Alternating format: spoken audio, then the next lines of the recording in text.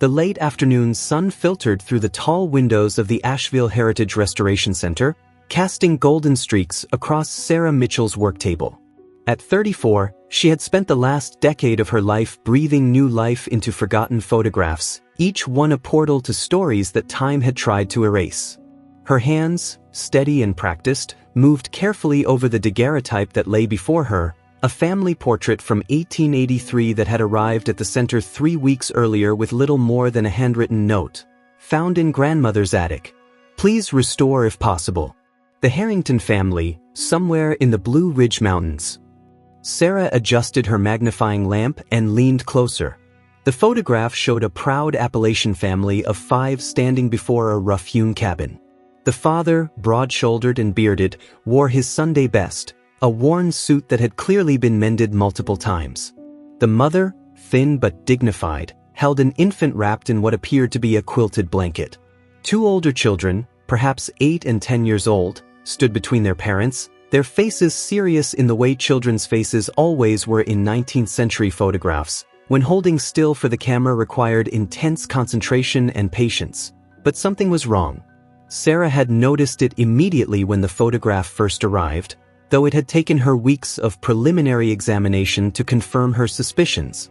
There, at the edge of the frame, partially obscured by decades of fading and what appeared to be deliberate chemical treatment, was the ghostly outline of another figure. A 6th person. A child, smaller than the others, whose features had been systematically erased from the image. Sarah's colleague, Marcus Thompson, approached her table carrying 2 cups of coffee. At 52, Marcus had been restoring photographs longer than Sarah had been alive, and his expertise had helped her navigate countless difficult projects. He set 1 cup beside her work area and peered over her shoulder at the daguerreotype. Still working on the Harrington portrait? He asked, his voice carrying the gentle drawl of someone who had grown up in these same mountains, just a few generations removed from the people in the photograph. Marcus, look at this, Sarah said, pointing to the faded area at the edge of the frame. I've been running spectral analysis all week. There's definitely someone else in this photograph. A child. And the fading isn't natural. Someone deliberately treated this area with chemicals to remove them from the image. Marcus set down his coffee and pulled up a stool beside her. He studied the photograph in silence for a long moment, his experienced eyes taking in details that most people would miss. When he finally spoke, his voice was heavy with understanding. How old do you think that child was? Based on the proportions and the way they're positioned, I'd say between 4 and 6 years old. They're standing slightly apart from the family, maybe a foot or so to the left. But here's what's really interesting. Sarah pulled out a series of test prints she had made, each one processed with different filters to reveal various layers of the image. When I enhance the contrast in this area, you can see that the child's clothing is different from the others. Rougher fabric. And the positioning suggests they weren't quite part of the formal family grouping. But they were important enough to be in the photograph, Marcus observed. Exactly. In 1883, having your portrait taken was expensive. It was a significant event. Families didn't include people in their photographs unless they mattered. Sarah pulled out another set of prints. But here's where it gets complicated. When I use ultraviolet imaging to examine the areas where the chemical treatment was applied, I can start to recover some of the original tonal values. And Marcus, the child's skin tone is darker than the rest of the family. Significantly darker. The weight of that observation settled between them like a stone. Marcus leaned back on his stool, his face troubled. He had grown up hearing stories from his grandmother about the complicated racial dynamics of Appalachia in the post-Civil War era, stories that textbooks often glossed over or ignored entirely. The mountains had been a place of refuge for escaped slaves, a battleground during the Civil War, and a region where racial lines were sometimes blurred in ways that made the wider society deeply uncomfortable. You're saying someone tried to erase a black child from this family's history? Marcus said quietly. I'm saying the evidence suggests that, yes. But I want to be careful about jumping to conclusions. I need to do more work to fully restore the image and understand what we're really looking at here. Sarah turned to her computer and pulled up the preliminary research she had compiled on the Harrington family. The photograph was submitted by a woman named Elizabeth Harrington Davis. She lives in Charlotte now, but her family has roots in Watauga County, up in the high country. I've been trying to reach her for the past 2 weeks, but she hasn't returned my calls. Have you tried going through the County Historical Society? Marcus suggested. They might have records about the family. Property deeds, census records, that sort of thing. I sent them an inquiry, but you know how these small historical societies can be. Underfunded, understaffed. It could be weeks before I hear back. Sarah carefully covered the daguerreotype with a protective cloth. But I think this is important enough that I need to pursue it more actively. If someone deliberately tried to erase this child from the family record, there's a story here that deserves to be told. Marcus nodded slowly. You know this could get complicated. These old family histories, especially the ones that involve race, they can be like opening a box of wasps. Some people would rather leave the past buried. I know, but isn't that exactly why we do this work? To recover the stories that someone tried to hide. Sarah stood and stretched, feeling the stiffness in her back from hours of bending over the work table. I think I need to take a trip up to Watauga County. See what I can find out about the Harrington family. Maybe visit the local courthouse, talk to some of the older residents who might remember family stories. When are you planning to go? This weekend. I've already requested the time off from Director Chin. She's supportive of the project, especially given the historical significance. Sarah glanced at the clock on the wall. It was nearly 6 in the evening, and the restoration center would be closing soon. Will you keep an eye on the daguerreotype while I'm gone? I've got it in a climate-controlled storage case, but I'd feel better knowing you're checking on it. Of course. And Sarah? Marcus's expression was serious. Be careful up there. These mountain communities can be insular. They don't always take kindly to outsiders asking questions about their family histories, especially questions that might cast those families in an uncomfortable light. Sarah understood his concern, but she also felt a deep conviction that the work mattered. Every photograph she restored was an act of witnessing, a way of saying that these lives, these moments, these people had existed and deserved to be remembered. And if someone had tried to erase a child from history, that child deserved to have their story recovered and told. The drive from Asheville to Boone took Sarah through some of the most beautiful country in North Carolina. It was late September, and the mountains were just beginning to show the first hints of fall color. The road wound through valleys where morning mist clung to the hillsides, past weathered barns and century-old churches, through towns that seemed frozen somewhere between their past and an uncertain future. Sarah had packed her laptop, a portable scanner, and copies of all her research materials. She had also brought the test prints of the Harrington photograph, though she was careful to keep the original safely locked in the Restoration Center's vault. She had finally managed to reach Elizabeth Harrington Davis by phone 2 days before her trip, and the conversation had been brief and oddly tense. I'm not sure what you expect to find, Elizabeth had said, her voice cautious. That photograph has been in my family for generations. My grandmother had it, and her mother before her. I just thought it would be nice to have it cleaned up, maybe make some copies for other family members. Of course, and we're happy to do that, Sarah had assured her. But in the process of restoration, we've discovered some interesting aspects of the photograph that we thought you might want to know about. Would it be possible for me to meet with you when I'm in the area? I'll be in Boone this weekend. There had been a long pause on the other end of the line. I suppose that would be all right. I'm actually going to be visiting my cousin in Banner Elk this weekend. We're having a small family gathering. You could stop by on Saturday afternoon if you like. Now, as Sarah pulled into the town of Banner Elk, she felt a mixture of anticipation and nervousness. The town was small, picturesque in the way mountain towns often were, with craft shops and restaurants catering to tourists and second home owners. But beyond the main street, she could see the older part of town, the houses and buildings that had been here long before tourism discovered the high country. She found the address Elizabeth had given her, a modest ranch house on a quiet street lined with mature oaks. Several cars were parked in the driveway and along the curb, suggesting that the family gathering was indeed in progress. Sarah checked her appearance in the rearview mirror, took a deep breath, and gathered her materials. The woman who answered the door was in her early 60s, with silver hair pulled back in a neat bun and intelligent eyes that studied Sarah with undisguised curiosity. "You must be Sarah Mitchell. I'm Elizabeth. Come in, please." The house smelled of coffee and something baking, and Sarah could hear voices coming from the back of the house. Elizabeth led her not to where the other family members were gathered, but to a small office at the front of the house. "I thought it might be better if we talked privately first," Elizabeth explained, "before you meet the others." Sarah set her bag down and pulled out the folder containing the test prints. "Mrs. Harrington Davis, I want to start by showing you what we've discovered during the restoration process. I think you'll find it significant."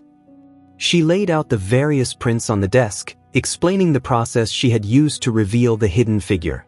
Elizabeth's face remained carefully neutral as she listened, but Sarah could see her hands tightening on the edge of the desk. "So you're telling me there's a sixth person in this photograph? A black child who someone tried to erase?" Elizabeth's voice was steady, but there was something underneath it, something that might have been anger or grief or perhaps both. "That's what the evidence suggests, yes. I know this must be surprising, but I thought you'd want to know. This child was part of your family's history, and someone went to considerable trouble to remove them from the record. I think their story deserves to be recovered." Elizabeth was quiet for a long moment, studying the prints. Finally, she looked up at Sarah, and her eyes were bright with unshed tears. "It's not surprising at all, Miss Mitchell.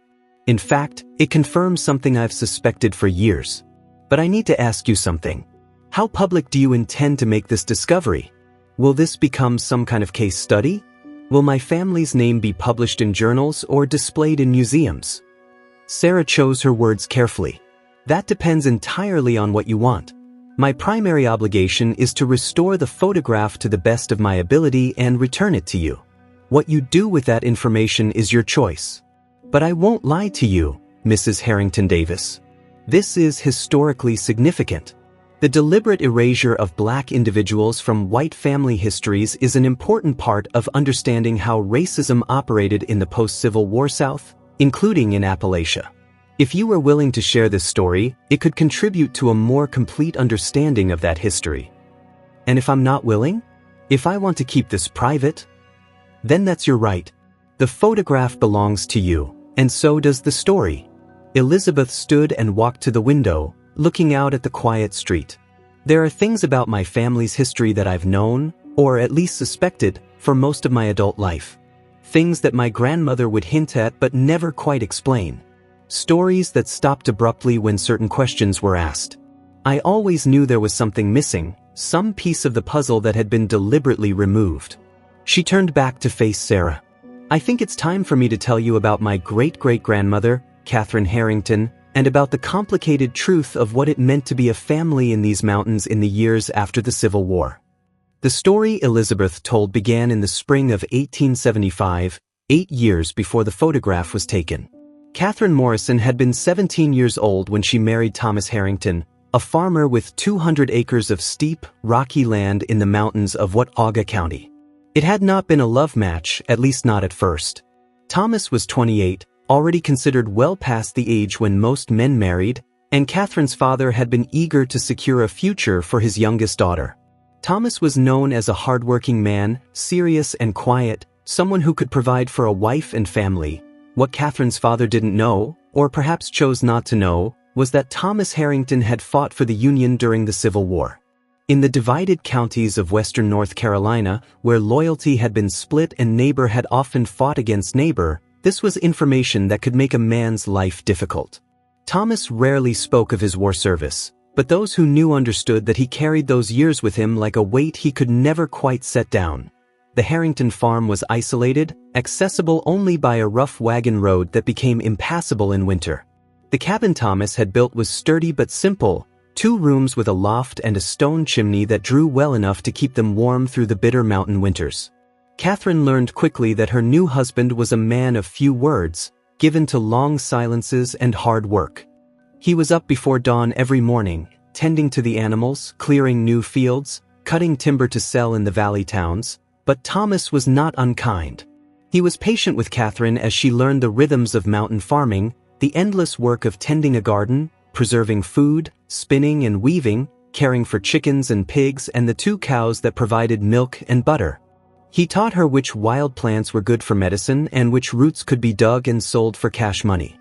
And slowly, over the course of their first year together, Catherine found herself developing a genuine affection for this taciturn man who treated her with a careful respect she hadn't expected. Their first child, a son they named James, was born in the winter of 1876. The birth was difficult, attended only by a neighbor woman who lived 5 miles away and had to be fetched on snowshoes through 3 feet of snow. Catherine nearly died, and the experience left her weak for months afterward. When she became pregnant again 2 years later, she was terrified, convinced that she wouldn't survive another birth, but this time, help came from an unexpected source. In the summer of 1878, a young black woman named Ruth appeared at the Harrington farm.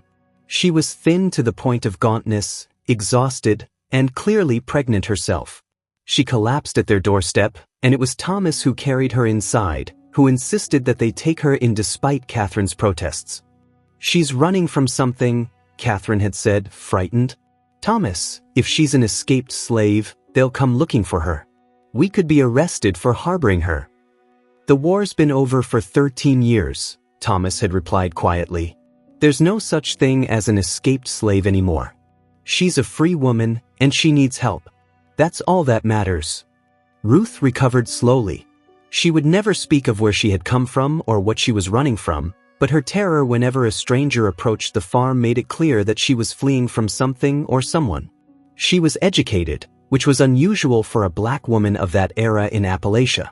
She could read and write, and she knew practical nursing skills that proved invaluable when Catherine went into labor with her second child in early 1879. That the birth was easier this time, partly because Catherine was more experienced, but mostly because Ruth knew things that the neighbor woman hadn't.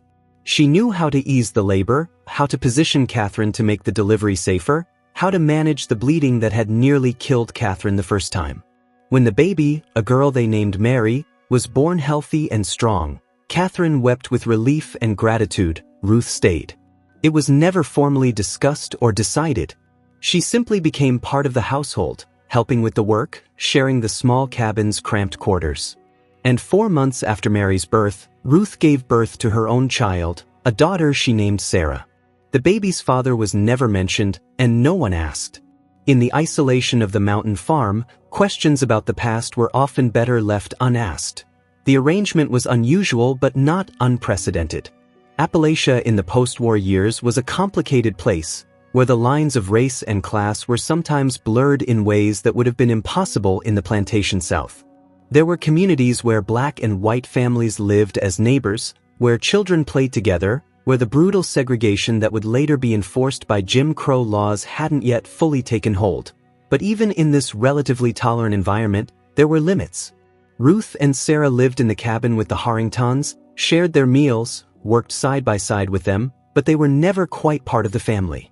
Ruth slept in a corner of the main room, separated from the Harringtons' bed by a curtain. Sarah played with James and Mary, but everyone understood that this was a temporary childhood equality that would end as the children grew older. Catherine, who had initially been resentful of Ruth's presence, gradually came to depend on her. Ruth was competent and hardworking, and her help made the endless labor of the farm manageable. More than that, Ruth became Catherine's friend, perhaps the only real friend Catherine had in the isolation of mountain life. They talked while they worked, sharing stories and worries, laughing together over small absurdities. Ruth taught Catherine songs she had learned as a child, and Catherine taught Ruth how to quilt in the intricate patterns that mountain women had perfected. The years passed. Thomas cleared more land and planted tobacco, a crop that could bring good money if the weather cooperated. James grew into a serious boy who followed his father everywhere, learning the work of the farm. Mary was bright and curious, always asking questions. And Sarah, Ruth's daughter, was quiet and watchful, absorbing everything around her with an intelligence that both Ruth and Catherine recognized. By 1883, the farm was modestly prosperous. They had expanded the cabin, adding a second room and a proper loft. They had more animals, more cleared land, and for the first time in years, Thomas had extra money. It was Catherine who suggested they have a family photograph taken. A traveling photographer had set up in Boone for the summer, and for $5 he would come to a family's home and make a portrait. It would be something to leave to the children, Catherine had argued. A record that we were here, that we built this life. Thomas had agreed, though not without grumbling about the expense. A date was arranged, and Catherine spent weeks preparing, mending everyone's clothes, making sure they would look their best. And then, 2 days before the photographer was scheduled to arrive, Catherine made a decision that would echo through the generations. Ruth and Sarah should be in the photograph, she announced. Thomas looked up from the boot he was mending. Catherine, you know that's not usual. I don't care what's usual. Ruth has been with us for 5 years. She helped bring Mary into this world. Sarah and Mary have grown up together. They're part of this family, Thomas. They should be in the photograph.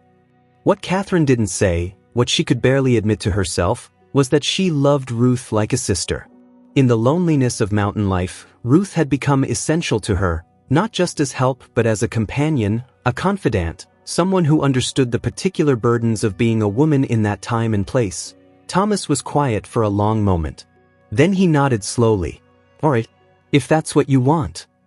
When the photographer arrived on a bright July morning, the Harrington family assembled in front of their cabin.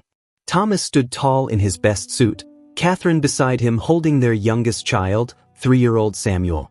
James and Mary stood between their parents, dressed in their Sunday clothes. And there, slightly to the side, stood Sarah. She was 7 years old, a slender child with Ruth's intelligent eyes and a serious expression that made her look older than her years. Ruth had not wanted Sarah to be in the photograph. It's not right, she had said to Catherine the night before. You know how people talk. Having Sarah in a family portrait, it's just going to cause problems. But Catherine had insisted, and Ruth had finally given in, though with deep misgivings. So Sarah stood there in the morning light while the photographer set up his equipment, while he arranged the family, while he disappeared under the black cloth to compose the image. She stood very still as she had been instructed, barely breathing during the long exposure. The photographer made 2 plates in case one was damaged. He promised to return in a week with the finished daguerreotypes. And then he was gone, and life returned to its normal rhythms. But Ruth had been right to worry. 2 weeks later, Thomas came back from town with troubling news. Someone had seen the photographer's proof prints, had noticed the black child in the Harrington family portrait, and gossip was spreading. The Harringtons were accused of treating a Negro like family, of blurring the lines that respectable people maintained. In the wider world beyond their isolated farm, the Civil War and Reconstruction were being followed by a harsh backlash, and the brief period of relative tolerance was coming to an end. Thomas tried to ignore the gossip, but it affected his business. Neighbors who had previously been friendly became distant. When he went to sell his tobacco crop, he got lower prices than other farmers. The local store owner, who had extended him credit in the past, suddenly demanded cash payment, and then Catherine's brother came to visit. Michael Morrison was a successful merchant in Lenore, a man who had managed to do well for himself in the post-war years. He had always been kind to Catherine, and she was glad to see him. But the purpose of his visit quickly became clear. Catherine, people are talking about you and Thomas, Michael said. About that Negro woman living with you, and her child being in your family portrait. It's not right. It's not decent. You're embarrassing the family. Ruth has been a godsend to us, Catherine replied, her voice tight with anger. I wouldn't have Mary or Samuel if it weren't for her. She's not that Negro woman, Michael. She's my friend. That's exactly the problem. You can't be friends with a Negro, Catherine. That's not how the world works. And putting her child in your family portrait, acting like she's one of your own children, it's just not acceptable. Father is upset. Mother is mortified. You need to send this woman away and make it clear that you understand proper boundaries. The argument went on for hours. Thomas finally intervened, telling Michael in his quiet but firm way that what happened on the Harrington farm was their business and no one else's. Michael left angry, and Catherine knew that the family breach would not easily heal, but worse was to come. A month later, a group of men came to the farm. They were not wearing hoods or making threats, but their intentions were clear. They wanted Ruth and Sarah gone. They made it plain that if the Harringtons didn't send them away voluntarily, life would become very difficult for everyone involved.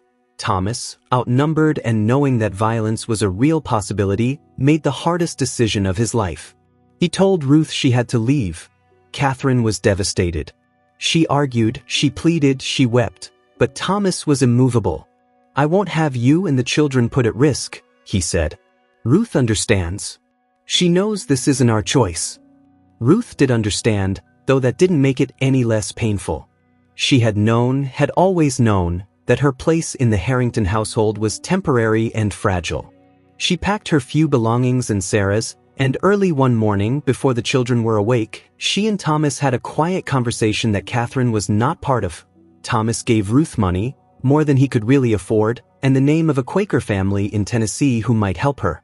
He promised that if things changed, if the situation improved, he would try to find her and bring her back.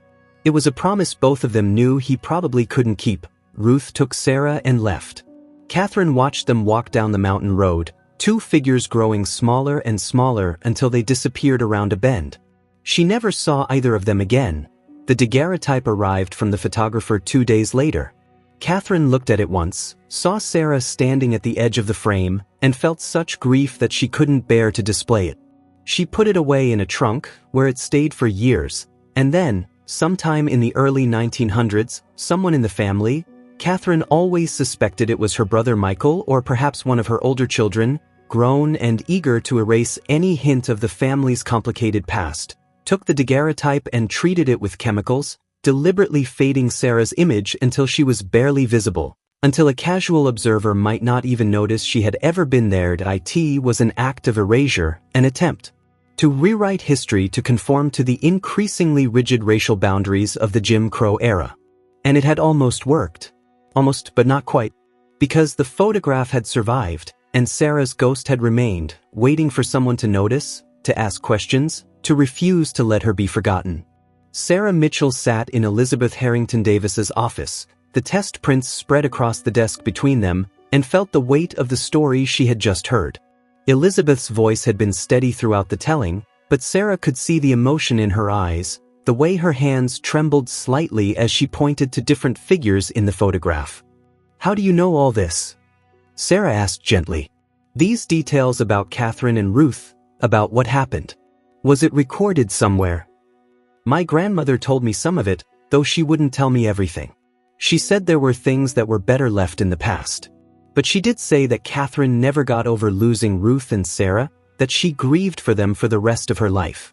The rest I pieced together from family letters and documents that I found after my mother died." Elizabeth opened a drawer in her desk and pulled out a worn leather folder. "There are letters here from Catherine to her sister, letters that were never sent but were kept with her things. She wrote about Ruth, about the guilt she felt over not fighting harder to keep her. She wrote about wondering what happened to Sarah, whether she survived, whether she had a good life." Sarah carefully opened the folder and began to read. Catherine's handwriting was careful and deliberate, the product of a limited education but genuine literacy. The letters were heartbreaking in their honesty, full of regret and longing and a grief that had never fully healed. "My dearest Margaret," one letter began, dated 1892. "I dreamed of Ruth again last night. She was standing in the garden, singing that song she used to sing while we worked. I woke with such a feeling of loss that I could not go back to sleep. Thomas says I must stop dwelling on the past, but how can I? How can I forget someone who was so important to me? And Sarah, who would be 21 years old now if she is still alive. I wonder if she remembers us, if she remembers the farm, if she hates us for sending them away. I would not blame her if she did. We failed them, Margaret. We let other people's prejudices matter more than our own hearts." "There are dozens of letters like this," Elizabeth said. "Catherine wrote them but never sent them, perhaps because she knew her sister wouldn't understand, or perhaps because writing was the only way she could process her grief." Sarah set the letters down carefully. "Have you tried to find out what happened to Ruth and Sarah? Whether there are any records of them?" "I've done some research, but it's difficult. Black women in that era, especially poor black women, left very few records. They lived in the margins, in the spaces that official history didn't bother to document. Elizabeth paused, then added, "But I did find one thing. A census record from 1900, from a small town in eastern Tennessee. It lists a woman named Ruth Morrison, which might have been Ruth's maiden name, or might have been a name she took to distance herself from her past. The record says she was working as a midwife. And it lists a daughter, Sarah, age 24, occupation seamstress. Do you think it was them? I think it might have been. The ages are right. The location is consistent with where Thomas told them to go. But I can't be certain. There's no way to know for sure." Sarah thought for a moment, then asked the question that had been forming in her mind since Elizabeth began her story. "Why did you bring the photograph to us? If you knew about Ruth and Sarah, if you knew what had been done to the image, why did you want it restored?" Elizabeth looked directly at Sarah, and her expression was resolute. "Because I'm tired of the lies. I'm tired of pretending that my family's history is simpler than it was, that we can just forget about the people who were erased. Ruth and Sarah were part of our family's story. They mattered. And Sarah deserves to be seen, to be remembered as someone who existed, who was there, who was important enough to be included in that photograph in the first place. So you're willing to have the full image restored? Even knowing that some family members might not be comfortable with it." "I'm willing. In fact, I'm insisting on it." Elizabeth stood and walked to the office door. "Come with me. I want you to meet some people." Sarah followed Elizabeth through the house to the back deck, where a dozen people were gathered, ranging in age from teenagers to elderly. Elizabeth made brief introductions, cousins, nephews, a great-aunt who was 93 years old, and then explained why Sarah was there and what had been discovered in the photograph. The reactions were mixed. Some family members were fascinated, eager to learn more. Others were uncomfortable, clearly wishing this aspect of their history had remained hidden. And a few were openly hostile to the idea of making the restoration public. "This is exactly the kind of thing that gives people the wrong idea about our family," said a man in his 40s named Robert Harrington. "We're not some kind of race-mixing outlaws. We're decent people. My children don't need to hear stories about their ancestors living with black people like they were family." "But they were family, Robert," Elizabeth replied sharply. "Maybe not by blood, but they lived together, worked together, cared for each other. That's what family is. And trying to pretend otherwise, trying to erase Sarah from that photograph, that's what's indecent. That's what's shameful." Marcus arrived at 9 o'clock and found Sarah already deep in her work, the daguerreotype under the magnifying lamp, her computer displaying multiple analytical images. "You went to Banner Elk," he said. "It wasn't a question." "I did.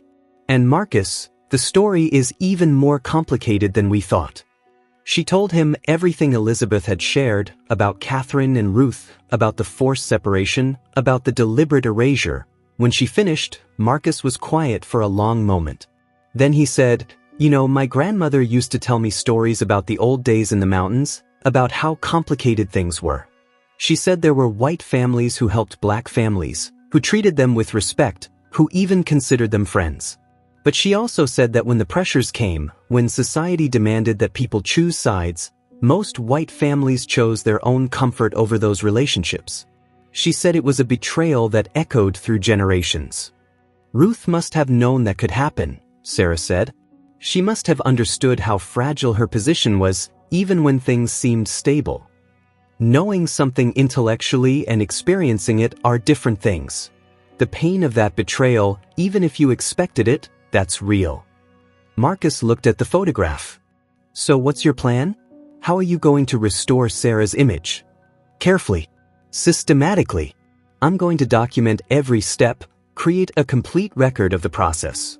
This isn't just a restoration anymore, Marcus. It's a recovery of lost history. And I want to do it right." The work took 6 weeks. Sarah began with a complete spectral analysis of the entire photograph, creating baseline measurements of the original image. She identified the specific chemicals that had been used to fade Sarah's image, a combination of acid and bleach that had selectively attacked the silver particles in that part of the daguerreotype. Then she began the painstaking process of digital reconstruction, Using software she had helped develop, Sarah compared the tonal values in the damaged area with similar areas in the photograph. She analyzed the patterns of light and shadow, the way fabric reflected light, the subtle gradations that gave a photograph its sense of depth and reality. She worked in layers, building up the image gradually, checking each edition against both the physical evidence and the photographic conventions of the 1880s. The face was the hardest part. Human faces are infinitely complex, and even small errors in reconstruction become immediately obvious to viewers. Sarah studied hundreds of photographs from the same period, looking at how children's faces were rendered in daguerreotypes, how lighting affected features, how the long exposure times of 19th century photography created certain characteristic effects. Gradually, over days and then weeks, Sarah's face emerged from the obscurity someone had tried to impose on her.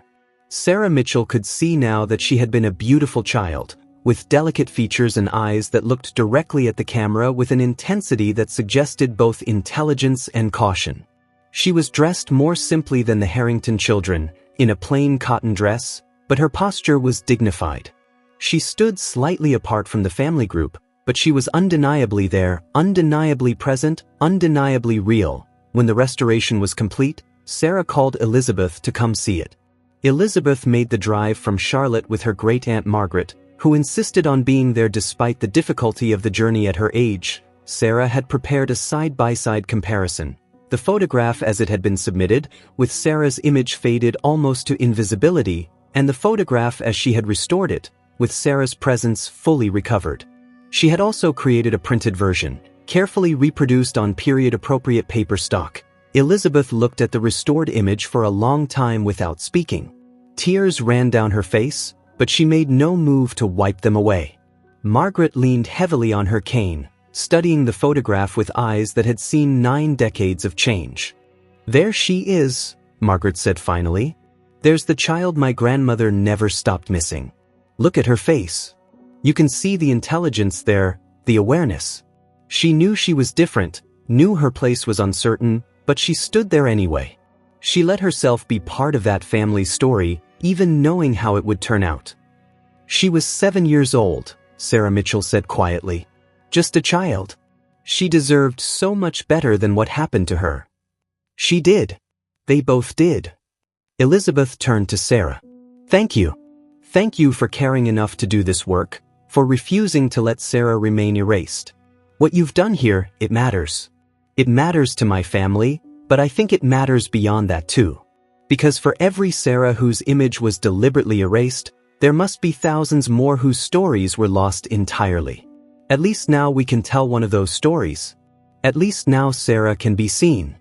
They discussed what would happen next with the photograph. Elizabeth wanted copies made for family members, wanted the restoration documented, wanted the story told. She had already been in contact with the Southern Highland Historical Society and the Museum of Early Southern Decorative Arts, both of which had expressed interest in displaying the photograph as part of exhibitions on Appalachian history and the complicated racial dynamics of the post-Civil War era. "I know some family members won't be happy about this," Elizabeth said. "Robert is already threatening not to speak to me. But I think Margaret is right. The truth matters more than comfort." As Sarah Mitchell prepared the photograph for its return to Elizabeth, she thought about all the other stories that remained hidden, all the other erasures that had never been reversed. This was one photograph, one family, one child recovered from historical obscurity. But how many others were still lost, still waiting for someone to notice, to ask questions, to refuse to accept the sanitized versions of history that erased uncomfortable truths? She made a promise to herself that this wouldn't be her last project of this kind. There were other photographs in the Restoration Center's backlog, other images that might contain hidden stories. She would look more carefully now, would pay attention to the edges of frames, to the spaces that seemed oddly empty, to the patterns of fading that might not be entirely natural. Every photograph was a record of a moment, a testament to lives lived. And every person in those photographs deserved to be remembered, to be seen, to have their existence acknowledged.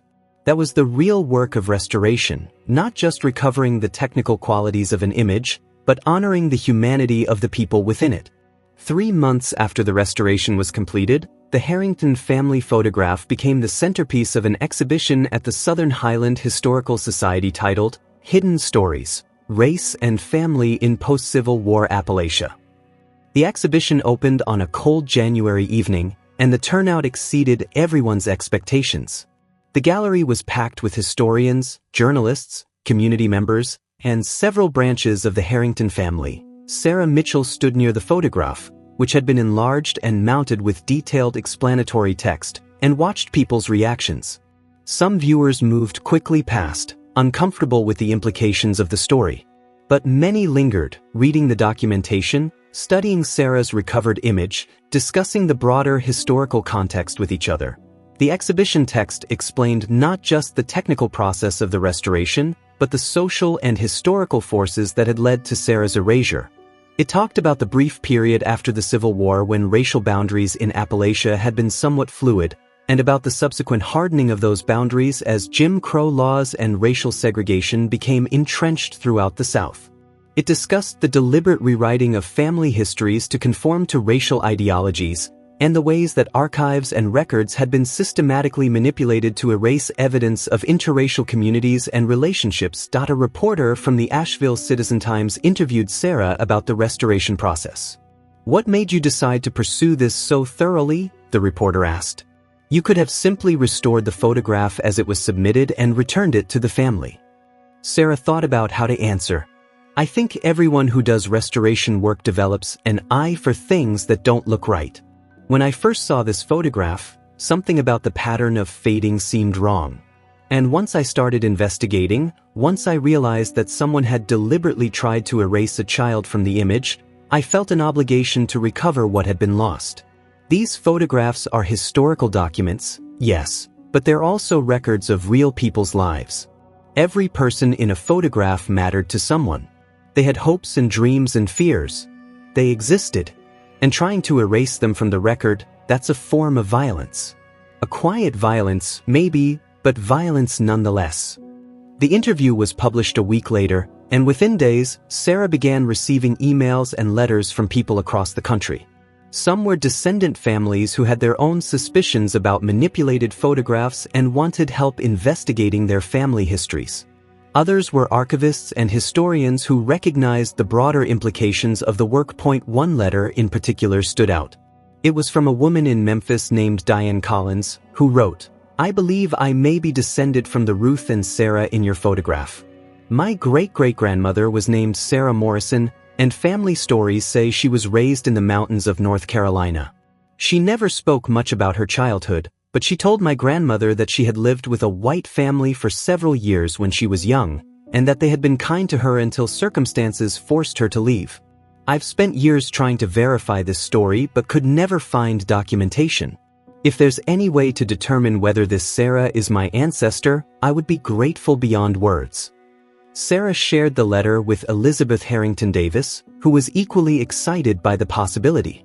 They arranged for Diane Collins to visit Asheville, bringing what family documents she had. The evidence was circumstantial but compelling. Dates that aligned, geographic locations that matched, and most convincingly, a quilt that had been passed down through Diane's family that used patterns identical to those in the documented quilts made by Catherine Harrington.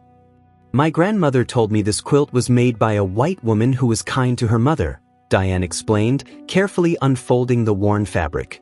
"She said it was given to them when they had to leave a place where they'd been living. It was one of the few possessions they managed to keep through all the years of moving around." Elizabeth examined the quilt with tears in her eyes. "This is a Carolina lily pattern, and these colors, this particular arrangement, it's exactly like the quilts Catherine made. I have one that's been preserved in the family. The stitching is even the same." The two women sat together, descendants of Catherine and Ruth, separated by 5 generations and by the deliberate historical erasure that had tried to sever the connection between their families. They compared what they knew of their family histories, filling in gaps, confirming suspicions, building a more complete picture of what had happened. Diane produced a small tintype that had been in her family, a portrait of a young woman she believed was Sarah Morrison Collins, taken sometime in the 1890s. The face in the tintype was older, marked by hardship, but Sarah Mitchell could see the resemblance to the child in the Harrington photograph. The same intensity in the eyes, the same delicate bone structure. She married a man named Thomas Collins, who worked for the railroad, Diane said. They had 6 children. Sarah worked as a seamstress all her life, and according to my grandmother, she was known for being able to make patterns without using any measurements, just by looking at someone and knowing what would fit. She died in 1942, at the age of 66. Did she ever try to return to North Carolina? Did she ever try to contact the Harringtons? Elizabeth asked. Not that anyone knows of, but my grandmother said Sarah kept a small wooden box with her until she died. In it were a few things from her childhood: a button, a piece of fabric, a smooth stone, and a name written on a piece of paper, Catherine Harrington. My grandmother said Sarah would sometimes take out that box and look at the contents, and she would cry. But she never explained why. The 3 women sat in silence for a moment, thinking about Sarah Morrison Collins, about the child who had been included in a family photograph and then forced to leave, about the woman who had carried that grief and loss for 60+ years. I wish they could have seen each other again, Elizabeth said. I wish Catherine could have known that Sarah survived, that she had a family, that she lived a full life despite everything. So do I, Diane replied. But maybe this is the next best thing. Maybe bringing our families back together now, acknowledging the connection that someone tried to erase, maybe that's how we honor both of them. The discovery of Sarah's descendants added another dimension to the exhibition. A second panel was added, telling not just the story of the erasure but also the story of Sarah's life after she left the Harrington farm. Diane Collins loaned the tintype for display, and Sarah Mitchell created a comparative image showing the child Sarah and the adult Sarah side by side. The exhibition ran for 6 months and was then adapted into a traveling show that visited museums and historical societies throughout Appalachia and the South. At each location, it sparked conversations about hidden histories, about the ways that racial narratives had been constructed and enforced, about the real complexity of human relationships that didn't fit neatly into segregationist ideologies. Not everyone was pleased. Sarah received angry emails accusing her of stirring up racial tensions, of imposing contemporary values on historical situations, of unfairly judging people who had been products of their time. Some family members, including Robert Harrington, never reconciled themselves to the exhibition and maintained that the restoration had been a mistake, but the positive responses far outnumbered the negative ones. Teachers used the exhibition materials in classrooms to talk about primary sources and historical interpretation. Genealogists and family historians began looking more carefully at their own family photographs, questioning assumptions, investigating anomalies. Other archivists began checking their collections for signs of deliberately manipulated images, and perhaps most importantly, descendants of families like the Harringtons and Morrisons began reaching out to each other, trying to recover connections that had been deliberately severed. Some of these efforts were unsuccessful, but others led to reunions and relationships that brought closure and healing to multiple generations. Sarah Mitchell received an award from the American Institute for Conservation for her restoration work and her commitment to recovering erased histories. In her acceptance speech, she talked about the ethical obligations of restoration professionals. "We often think of our work as purely technical," she said. "We focus on chemicals and processes, on reversing damage and recovering lost details. But every photograph we work with is also a historical document and a record of real human lives. When we discover that a photograph has been deliberately manipulated, when we find evidence of erasure, we have to ask ourselves, what is our responsibility? Do we simply restore the image to its manipulated state, preserving the historical act of erasure? Or do we try to recover what was lost, even knowing that doing so might be controversial, might make people uncomfortable, might challenge comfortable family narratives?" She paused, looking out at the audience of her colleagues. "I believe we have an obligation to the people in the photographs, to the ones who were there, who stood for the camera, who were part of the moment being recorded. They existed. They mattered. And if someone tried to erase them from the record, then recovering their presence is an act of historical justice. Not because we're trying to embarrass anyone or create conflict, but because every person deserves to be remembered. Every story deserves to be told." The speech was published in the Institute's journal and sparked a broader conversation within the restoration community about professional ethics and historical responsibility. New guidelines were developed for handling deliberately manipulated images, emphasizing the importance of documentation, transparency, and consultation with descendant communities. 2 years after the restoration was completed, Elizabeth Harrington Davis and Diane Collins organized a family reunion in Banner Elk, bringing together descendants of both the Harrington and Morrison families. More than 70 people attended, representing 6 generations and a complex web of relationships that spanned from North Carolina to California. The Harrington family photograph, now fully restored, was displayed at the reunion, along with the quilt Catherine had made for Ruth and the tintype of adult Sarah. People gathered around these artifacts, talking about the women they represented, trying to imagine what their lives had been like, mourning the lost connection while celebrating the recovery. Margaret, now 95 years old and increasingly frail, attended the reunion in a wheelchair. She spent most of the day looking at the photograph, occasionally reaching out to touch the glass protecting it, as if she could reach back through time to the great-grandmother she had known. Catherine would be glad, she said to Sarah Mitchell, who had been invited to attend. She carried that grief her whole life, but she would be glad to know that the truth came out eventually. That Sarah wasn't forgotten after all.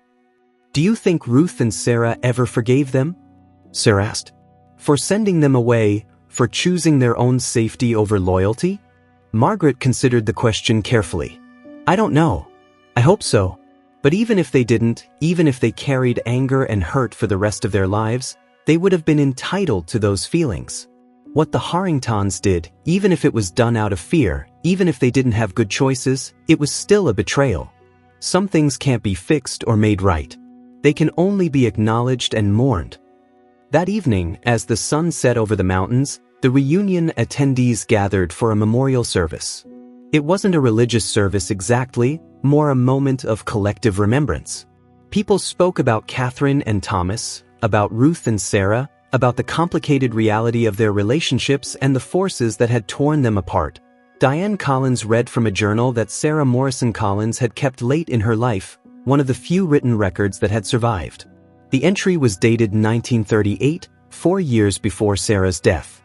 "I am an old woman now, and my memories of childhood grow dim.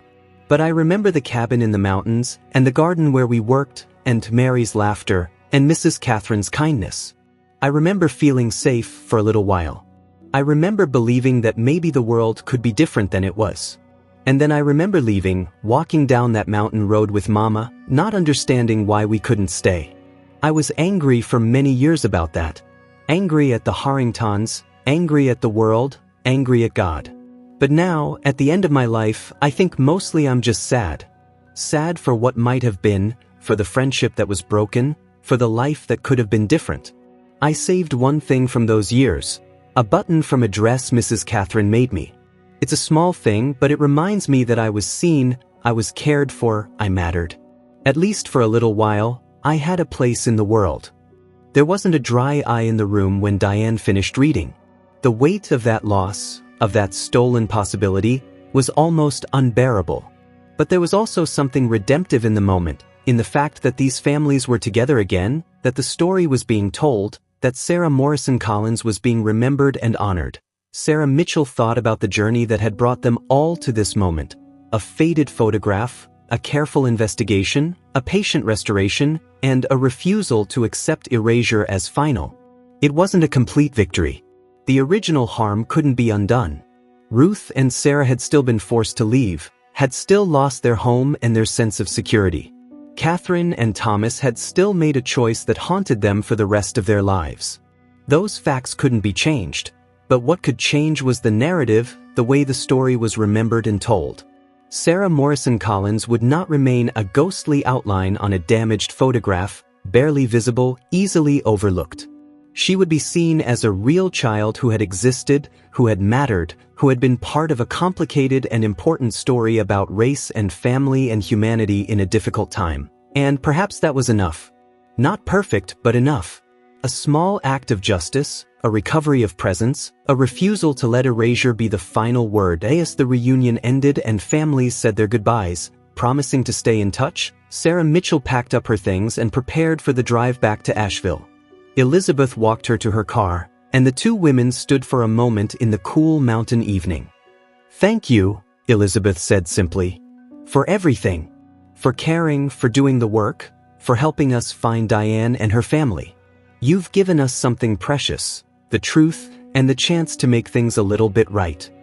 "I'm glad I could help," Sarah replied. "But really, this was always your family's story to tell. I just provided the tools to make it possible." "Maybe. But tools matter. Techniques matter. Knowledge matters.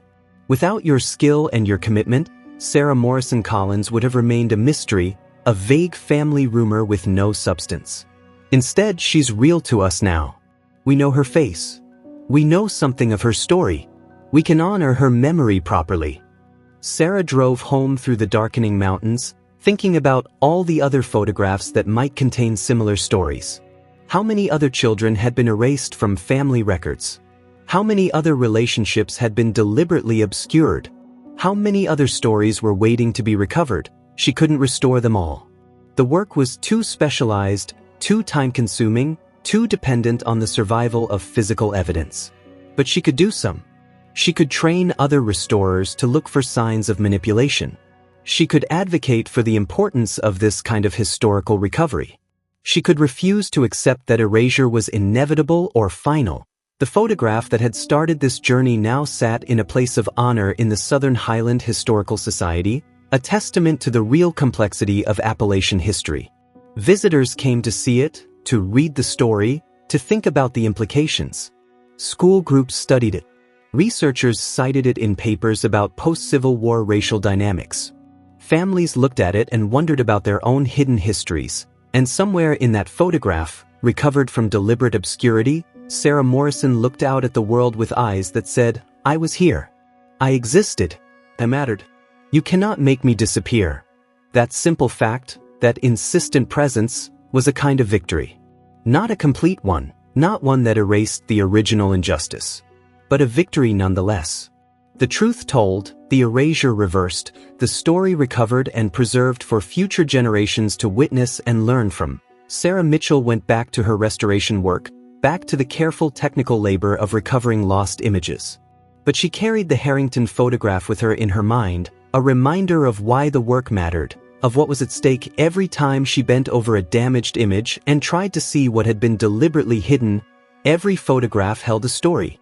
Every face was a person who had lived and loved and suffered and hoped. And every act of erasure was a challenge to remember, to recover, to refuse to let forgetting be the final word. In the end, that was the real work of restoration. Not just fixing what was broken, but bearing witness to what had been lost and insisting that it mattered. That they had mattered.